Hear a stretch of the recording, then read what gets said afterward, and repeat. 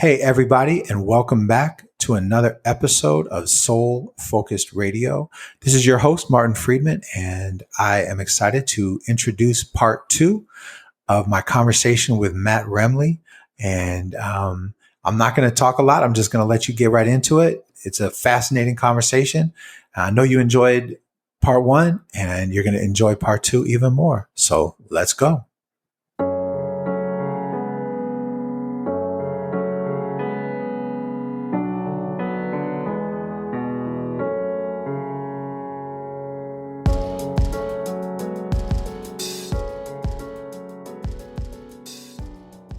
So, anyways, I remember when, oh man, my youngest, probably just after my second was born.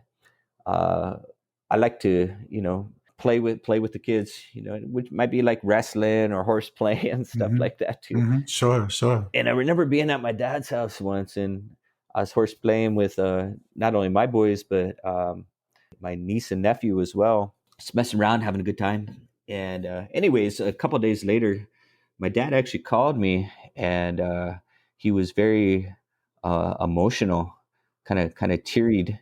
I could kind of hear that in his voice, and he started talking about how beautiful it was to him to see me on the ground, horse playing, letting the kids jump on me, type stuff. Hmm. And he said, I in talking about himself, he's like, I never did that for you boys, you guys. Like, I always thought that a dad was somebody who, got the job, who, went to work, busted their butt so could have a roof over the head and food on the table, and but nothing beyond that. And he kind of expressed his regret, but explained, Hmm. that's how he grew up, because that's what he saw of his father. So yeah, that's kind of influence me on my perspective of, again, beyond the kind of what we see with media and stuff like that.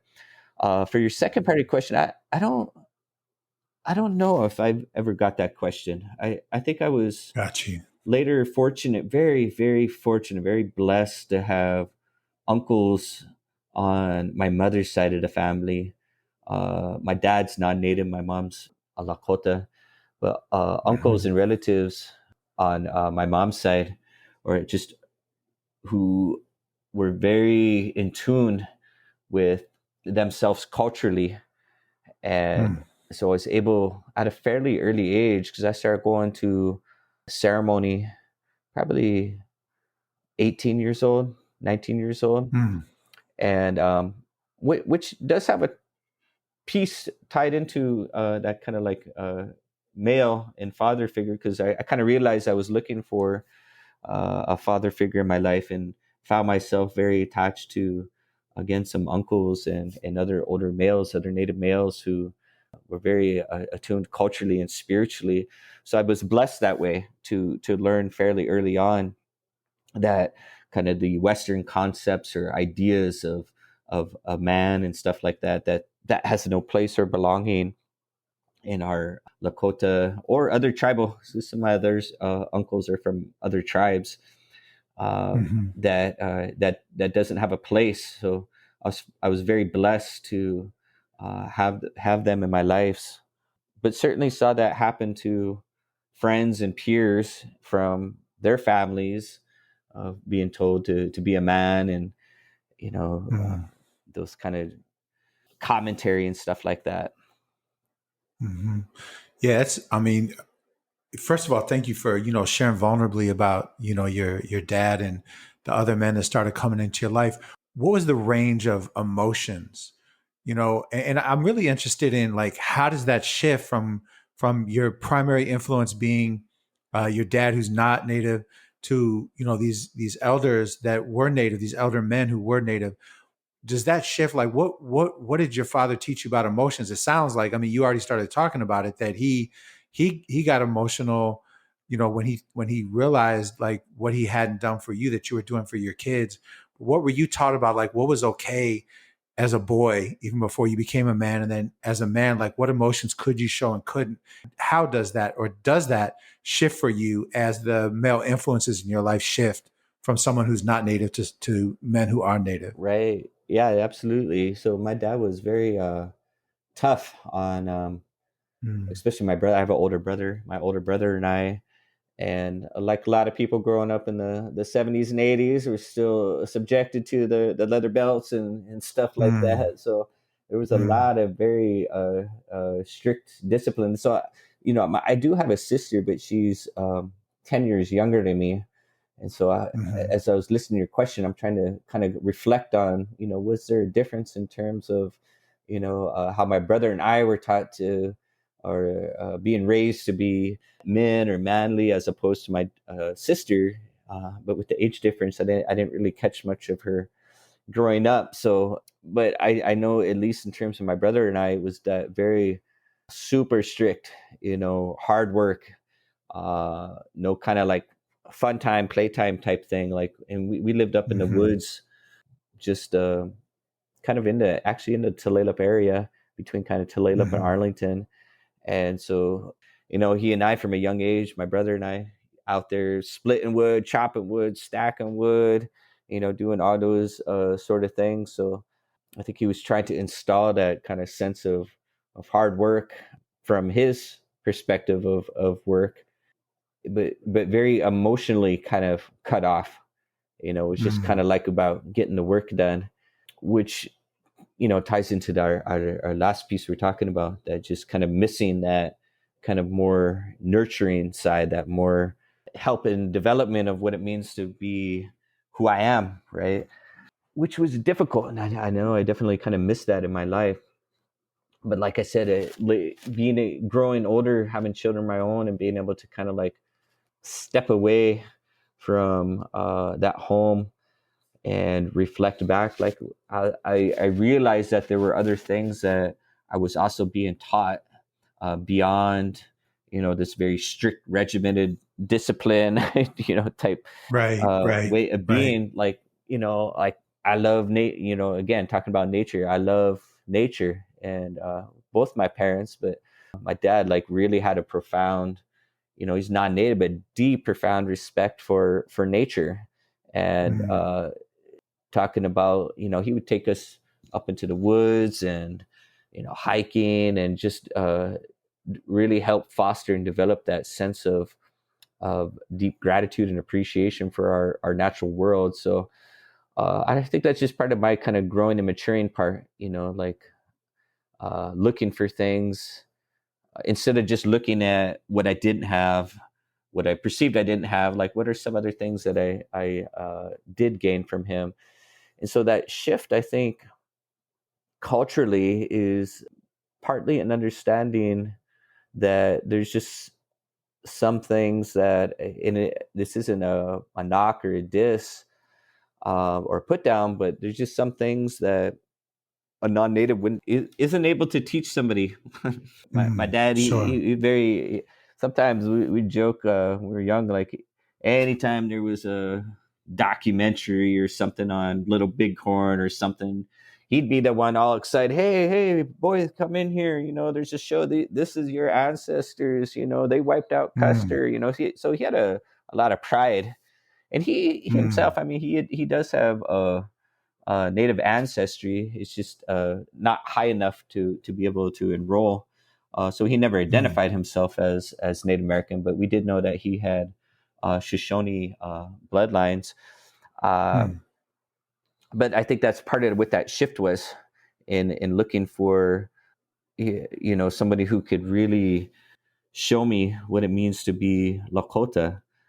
And I just wouldn't be able to find it from him. And you know, my mom, both her parents went to boarding school. All four of her grandparents went to boarding school.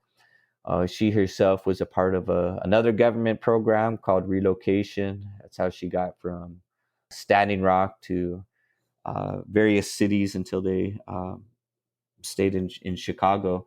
So mm, even for her, you know, that was taken away of that kind of cultural piece, what it means to be Lakota.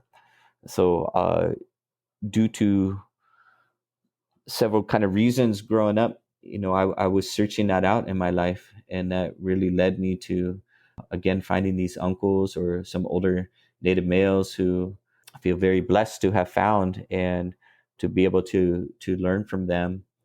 And so, as that transitions again, as I get older and I have my own children and work for Hmm. young people, I've come to understand that kind of male figure, if we want to call it that, it doesn't have to be just blood, and in fact, traditionally, it never was, and going back to our Lakota Kade's teachings, you would have, we use the word ate to refer to a father, Hmm. but again, it has multiple meanings, like many of our other words, and one could have multiple ate in their life. One Hmm. traditionally had multiple ate and multiple ina, the word we use for mother. There would be more than one, and I think that's a much healthier way to grow up, and for a community that you have many men who could kind of take on that father role, or who do take on that father role, and many women who take on that mother role. Because not, you know, uh, with my own boys, with my own children, my own daughter, like, it's important for me to have other figures in their life, adult figures in their life, who are going to teach them things that I can't teach them. Because no one person has all the answers, no one person has all the understandings of the world, and so Right. it's good to have those different people in their life that they can turn to. So that's what I've kind of, as I get older, grow to understand. Like, all right, well, my biological dad, wasn't able to give me some things, but he did give me other things, and that's okay. That's good. The other Hmm. things I needed in my life, I was able to find in other men, and that's good too. Awesome. Beautiful. Beautiful. I'm thinking, and as we kind of wrap up here, what I'm thinking, I mentioned this to you before we came on, but we call this series a new man, right? And what we're really saying is that, we need collectively as men to transform away from the sort of old way of being a man, which for us would really be like toxic masculinity. It's Hmm. exactly what you talked about with your dad, who picked up his way of, learning how to be a man from his father, who Hmm. picked it up from his father. And these were Eurocentric, toxic masculine ways of like dominance and hard work and Hmm. emotional disconnect. And so when we say we're like transitioning to being a new man, what's really hitting me as you're talking is that your way of being a new man in your own life, you transition away from this certain idea of being a man to another idea. And the way that you're teaching your children, both your children by blood, but also all of the children, especially the young men that you influence in Tulalip schools or Marysville schools, excuse me, Hmm. that your way of being a new man is really an ancient tradition, Yeah. right? It's like it's actually disconnecting from the sort of modern world and the way the modern world has described masculinity to a traditional way of masculinity, which isn't as like linear and like defined by just like one father and all this stuff. So if you could just expand on that a little bit, I think it's really hitting me, that idea right now of what a new man means. Yeah, absolutely. As yeah, I like the way you kind of frame that.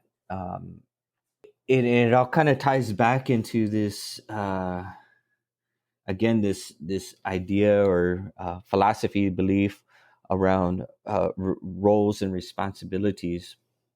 Being a man, being a Wichasha, it in Lakota culture, that's just one part of who you are, one part of your responsibilities, and your responsibilities are defined as what you're doing or providing back to your own people. And so, to me, there's a lot of clarity, a lot of understanding, a lot of, like, it makes sense to me, for a healthy, not only a healthy family and healthy self, but a healthy community and healthy environment as well. That this kind of toxic masculine idea of male, just about being a breadwinner and going home and providing, and that's it. That doesn't. There's no that doesn't really mean anything, whereas Right. opposed to an understanding that I have a responsibility to, again, all creation, and being a Wichasha is just one part of that. Being Lakota is just one part of that. I mentioned Hunkpapa Lakota. Hunkpapa, that too has meaning in it. Those who camp on the edge. Hunkpapa band were one of 7 bands of Lakota, and their responsibility was kind of that. Today we might call the kind of front line, first line of defense, protectors. And we see this today in modern examples, those no DAPO camps, all those first tipis that went up against the police aggression, state aggression, Mhm. military aggression. Those were all Hunkpapa tipis. That's fulfillment of responsibility. Then even gets more specific and narrow into that, because we have kind of different societies within our tribal cultures. You have peoples who might be have the ability to receive and interpret certain dreams, and ceremonies will be sent to them to fulfill and conduct here. You might have people who have an ability to find different and work with different types of medicines. And so that's what I mean. It gets even more specific and more individual based on that person and their. That reminds me. That ties me back to something you said. I can't remember if it was at the beginning or off air, but kind of that taking care Sure. of ourselves, the Mm-hmm. taking care of Mm-hmm. ourselves. I think maybe we were talking about social justice folks and that forgetting that need to take care of ourselves. So whether that's a pre-show or middle beginning of the show, I'm not Mm-hmm. sure. But Our um, listeners know the theme. Our listeners I know the feel theme. that Trust okay. me. So there when you mentioned that, it reminded me of we have a ceremony called Humblecha, that means to cry for a dream, Mm-hmm. and it is our only ceremony where one is by themselves. Every other ceremony we have, it's more collective. You're with other people, but that's the only ceremony where you're by yourself, and you're usually up in the hills, mountains, somewhere, and you're all alone for a number of days. You can't leave this particular area, and no food, no water, and you're literally trying to seek some sort of clarity, understanding, a vision, if you want to call it that. But anyways, my uncles, when they put me up for my first time for that Humblecha ceremony, what they shared to me was, again, that this is the only ceremony when you're going to be alone, but you're not really alone, because we'll be with you, and the spirits are with you, and creation's with you. So you might be physically alone, but spiritually you're not. But this ceremony, you have to learn to take care of yourself first before you're able to go out and help other people. And they shared with me, when you're up here, especially on your first night, just think about all those things in your life that, maybe people you've wronged, that kind of toxic things that you might be holding on to, that negativity, whatever it is, them kind of like things that attach themselves to us in a negative capacity. Think about all those things and then let them go, because you'll never be able to. And they were specifically meaning help other people, because I was going to start, it's called Wiwangwa Chipi Sun Dancing, which is all about doing that for the health of other people. So in that context, you're never going to be able to, you can't help other people until you first have cleansed and helped yourself. I didn't really understand that until that kind of ceremony was over, and especially the older I get, and seeing things like what you're talking about with people involved in activism or stuff, like they've never take the time to help themselves. They still have a very negative attachments to themselves. And so anyway, a little went off on a little bit of a side turn there, but these are Beautiful. all different things that again tie into understanding of oneself, one's responsibilities, that are all old ways of being, but really, that story I was sharing about, the trees and burning carbon and releasing oxygen, and the bees pollinating, and the worms that give nutrients to the soil. That is all unquestioned fulfillment of responsibility on their part. And if we Mm, remove bees from an area, we know what the consequences will be. If we remove trees from the areas, we know what the consequences will be. Same with the worms and other species. When we remove them, then there's a lack of balance.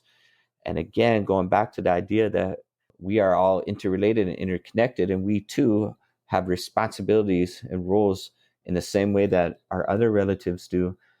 When we don't fulfill our responsibilities, imbalance happens. And so for me, this reclaiming of old, or it isn't really a reclaiming of old as is it so much about reclaiming our natural responsibilities in all of creation. That it's not for most tribal peoples around the world, it's pretty easy to understand why there's such a disharmony happening in the world, because us as humans, we're the only ones that have strayed from our responsibilities, the only ones mm, who have been removed from our roles. And that's, there's various reasons for that, colonization and genocide and slavery, and so many other things that have removed people from these sort of teachings. But you can see that we are the only ones that aren't fulfilling whatever responsibilities it is that, as Lakota, we have certain ceremonies we're supposed to conduct at certain locations every single year. That's a part of our responsibility, in the same way that the trees have a responsibility. So for me, it's very, I'm not really sure the word to use for it, but that sort of, you can feel that connectedness right. and that balance with not only your families, but all creation. And it doesn't mean that bad things don't arise from time to time. They do, but there's that balance there.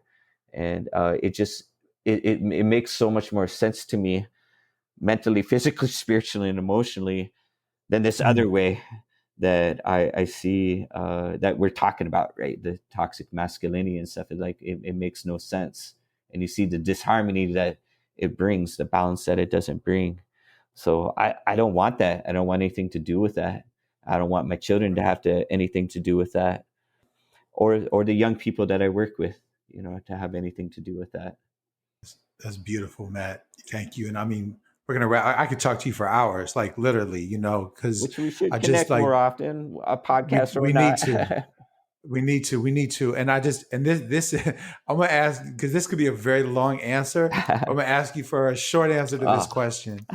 If you can. If you uh-huh. can. If you can't, let's just go. I like a But challenge. the I know. So the question is, so would you say that it's true all men and all human beings, we all have a responsibility we can return to, that for you and for the the way that you were raised indigenous and with the culture, the Lakota culture, and everything you just shared with us, beautifully shared with us, by the way, those of us that don't have that same connection to an indigenous community.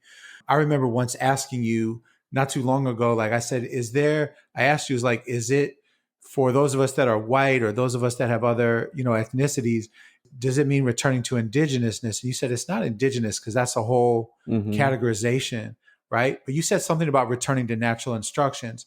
Yeah. So what is sort of the short answer? Like all of us can return to something, right? Like, Yes. because that's really what Soul Focus Group is about.